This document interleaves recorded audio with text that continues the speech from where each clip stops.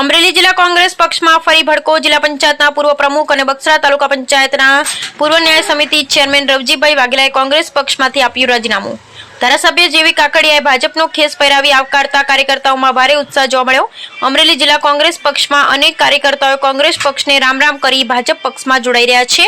ત્યારે થોડા દિવસ પહેલા બક્સરા શહેર કોંગ્રેસ પ્રમુખ ચિરાગ પરમાર સહિત કોંગ્રેસના કાર્યકરોએ કોંગ્રેસ પક્ષમાંથી રાજીનામું આપી ભાજપમાં જોડાયા છે.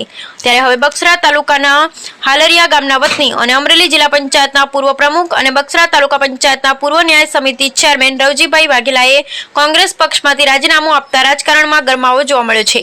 ત્યારે રવજીભાઈ વાઘેલા ભાજપમાં જોડાતા ધારાસભ્ય જેવી કાકડિયાએ ભાજપનો ખેસ પહેરાવી આવકારતા કાર્યકર્તાઓમાં ભારે ઉત્સાહ જોવા મળ્યો. ધારી બક્સરાના ધારાસભ્ય જેવી કાકડિયાએ બક્સરા તાલુકા ભાજપ પ્રમુખ પ્રદીકભાઈ ભાખર, ચિરાગભાઈ પરમારના અર્થાર્થ પ્રયત્નોથી અનેક કોંગ્રેસના કાર્યકરો ભાજપમાં જોડાયા છે. ત્યારે ફરી કોંગ્રેસ પક્ષમાંથી અમરેલી જિલ્લા પંચાયત પ્રમુખ રહી ચૂકેલા રવજીભાઈ વાઘેલાએ વિધિવત ભાજપમાં જોડાતા ધારાસભ્ય જેવી કાકડિયાએ ખેસ પહેરાવી ભારતીય જનતા પાર્ટીમાં આવકાર્યા. Bureau report Ashok Manvar, Amreli.